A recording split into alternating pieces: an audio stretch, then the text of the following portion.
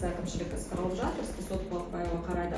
Абай облысының әкімшілік құқық бұзушылықтар жөніндегі мамандандырылған ауданаралық сотында азамат К-ға қатысты әкімшілік іс қаралды. Іс әкімшілік құқық бұзушылық туралы кодекстің 610 бабының 2 бөлігі бойынша жол қозғалысы қағидаларын бұзу, материалдық залалға әкеп соққан жол көлігі оқиғасын жасау дерегі бойынша жүргізілді.